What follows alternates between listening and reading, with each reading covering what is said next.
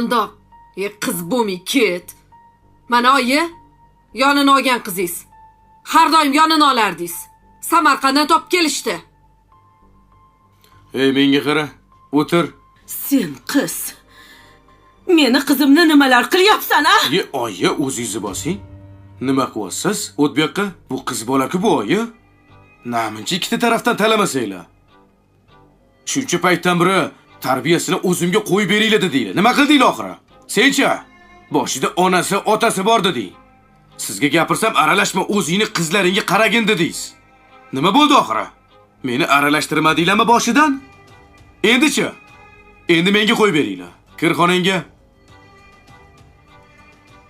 Endi sizlar umuman aralashmanglar.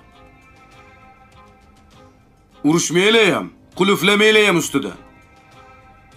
Tushundingmi? Senga bu itma, quplab qo'yasan. Bolaga yaxshi gapirishni bilmaysan-da. Bopladinglar.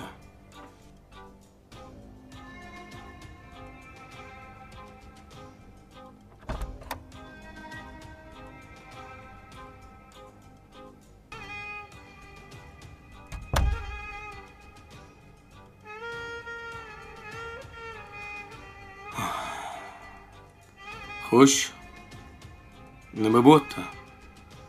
Nima bo'lish kerak? Men siz aytganda itmanmi? Qamab qo'yishadi. Itga muomala qilgandek qilishadi. Meni boqib olishganmi, tog'a?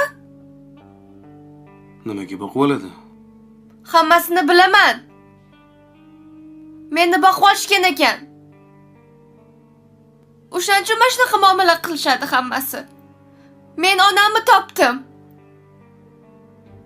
Lola, nimalar deyapsan?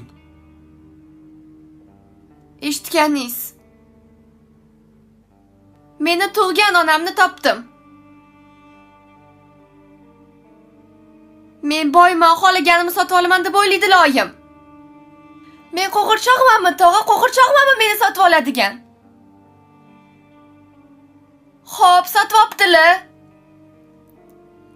Nimaga menga bunaqa muomala qilishadi? Maryamga unaqa muomala qilishmaydi-ku. Maryamga hamma yaxshi gapiradi. Men bilan jirkib gaplashasizlar hammanglar. O'sha bola meni ko'nglimga qaradi. Men nima desam shuni qildi. Hattoki ota-onasidan ham kechib uydan